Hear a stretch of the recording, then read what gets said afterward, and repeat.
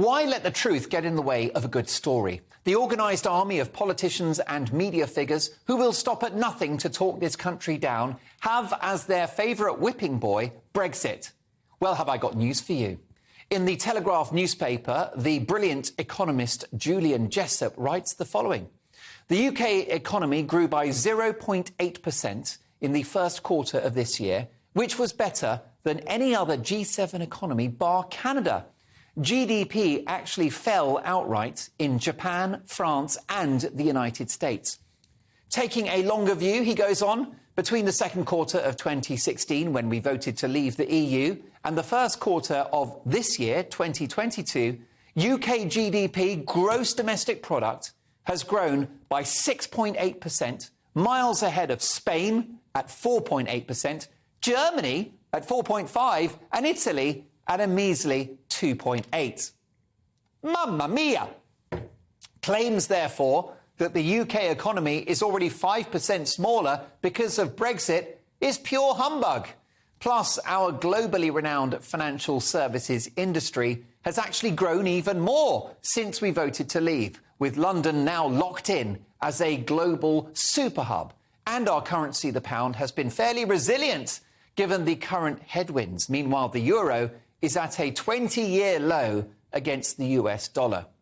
Jessup goes on to point out in his article for The Telegraph that the latest purchasing managers surveys suggest that output grew more quickly in June in the UK than in any other major advanced economy.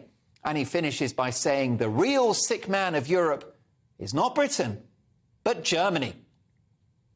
Mein Gott. Oh, Scheiß. The Germans are now having to ration energy supplies because they're so reliant on Russian oil and gas. They have a currency in the euro which is flatlining. Plus, the Germans have higher food inflation and just as much of a cost of living crisis. The Germans even have food banks too and are struggling to meet demand. Plus, a much bigger homeless population. Who knew? When, in my view, the inevitable collapse in the euro happens, given the eye-watering levels of sovereign debt in the eurozone, you'll be counting your lucky stars that we're out. The billions we paid out in membership would be swelling now in order to help prop up ailing economies like Italy, which has a national debt 150% the size of the economy itself. That's getting to Greek levels of trouble. Meanwhile, Matthew Lynn, also writing in The Telegraph, has said that inflation in this country is all but beat, but hasn't yet fed through to prices.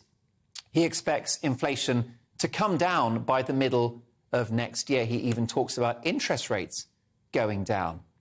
Well, perhaps my friend Matthew Lynn is a tad optimistic, but let's hope he's right about inflation. It couldn't be more important. Like America and the Eurozone, we do know it's likely Britain will enter recession at some point in the months to come. But with the right leadership, under the right new Prime Minister, not only will Britain's fortunes then take an upward trend, but I believe, if done right, Brexit will look to have been a strategic stroke of genius, not an act of self-harm, as so many will have you believe. The sun's shining this weekend, and the medium to long-term outlook for Britain couldn't be sunnier too. Happy days.